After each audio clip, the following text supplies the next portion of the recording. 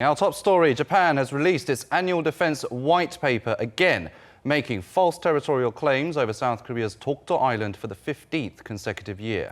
This year, Japan went further to include statements that suggest Japan could militarily respond in case of a foreign incursion into Dokdo Island. Our Kim Ji-yeon has more on this and South Korea's reactions.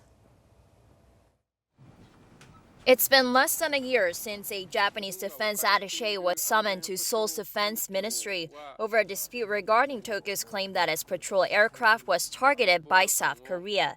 This time, officials were summoned over an alarming statement in Japan's annual defense white paper that suggests Japan would send military forces to South Korean territory in case of what it claims would be an incursion. Seoul's defense ministry summoned Japanese defense attache Daisuke Watanabe Friday afternoon, while Seoul's foreign ministry summoned Daisuke Bibae, the minister for political affairs at the Japanese embassy in Seoul. In the white paper, Japan renewed the false territorial claim it's been making for the past 15 years over South Korea's easternmost Dokdo Island. But what's new this time is that Japan suggested it could scramble fighter jets if the airspace over the island is violated. The paper referred to an incident in July in which a Russian warplane had intruded into the airspace over Dokdo, stating Japan had filed a protest with South Korea for firing warning shots toward the Russian aircraft, an act done in what it called its territory. The white paper says such airspace violations should be dealt with by Japan's Air Self-Defense Force, referring to Article 84 of its Self-Defense Force Act.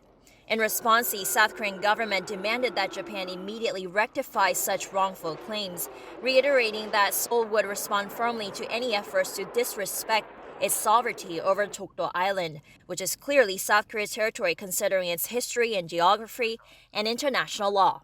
The government also urged Japan to correct statements regarding Tokyo's claims that a Japanese patrol aircraft was targeted by a South Korean warship in the East Sea last December, which Seoul strongly denies. Seoul also brought up Japan's claim that South Korea is fully to blame for fraying ties stemming from the recent row over trade and the wartime atrocities during Japan's colonial rule over Korea between 1910 and 1945. Here, Japan also blames South Korea for terminating the two countries' military intel sharing pact. Seoul said rather it's Japan that needs to work on restoring trust with Seoul and that the lack thereof is the reason it terminated the pact in August. Kim Ji-yeon, Arirang News.